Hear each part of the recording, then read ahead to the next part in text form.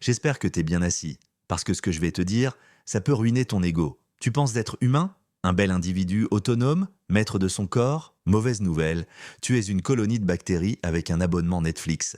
Et ce n'est pas une métaphore, c'est littéral. Scientifique, publié, relu, validé. Un le fait qui humilie l'humanité. Pendant des années, on nous a dit, il y a 10 fois plus de bactéries que de cellules humaines. Bon, c'était faux. Mais la vérité n'est pas beaucoup plus rassurante. En 2016, une étude publiée dans la revue Cell par des chercheurs israéliens, Sender, Fuchs, Milo, explique que le corps humain contient environ 38 000 milliards de bactéries pour environ 30 000 milliards de cellules humaines. Source, Cell, 2016, oui, Cell pas, trust me bro. Donc même corrigé, tu es minoritaire dans ton propre corps. C'est chez toi, mais t'es pas majoritaire à l'Assemblée. 2. Elles sont où, ces bactéries? Partout. On va être clair, elles sont sur ta peau, dans ta bouche, dans ton nez, dans tes poumons et surtout dans ton intestin.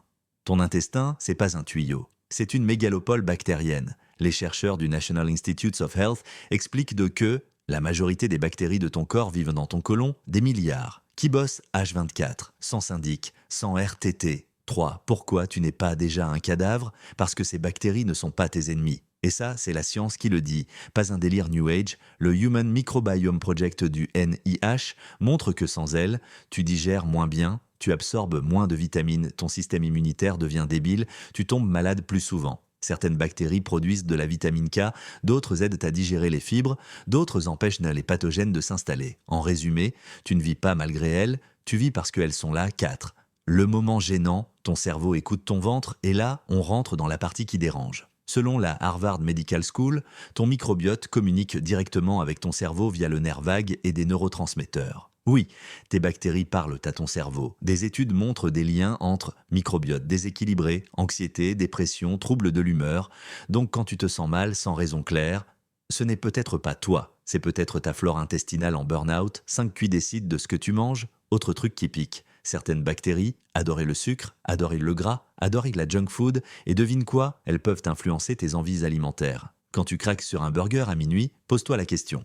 Est-ce que c'est moi ou est-ce que mes bactéries ont voté? Tu pensais être faible. En réalité, tu étais en minorité. 6 donc, faut tout désinfecter? Absolument pas. Le vrai danger, ce n'est pas la saleté. C'est l'abus d'antibiotiques, la bouffe ultra transformée, l'hygiène excessive. Les chercheurs de l'INRA expliquent que détruire ton microbiote fragilise ton immunité. Ton corps n'est pas une salle d'opération, c'est une jungle organisée. Si tu rases la jungle, il ne reste plus rien pour te protéger. Alors oui, tu es humain, mais tu es aussi une planète, un écosystème, une colocation bactérienne mal régulée. Et peut-être que la vraie arrogance humaine, c'est d'avoir cru qu'on était seul. La prochaine fois que tu te regardes dans un miroir, souviens-toi, tu n'es pas sale, tu es habité. Si cette vidéo t'a mis un léger malaise existentiel, mets un like, dis-moi en commentaire, est-ce que ça te fascine ou ça te dégoûte? Et abonne-toi, parce que ton corps fait plein d'autres trucs chelous sans jamais te demander ton avis.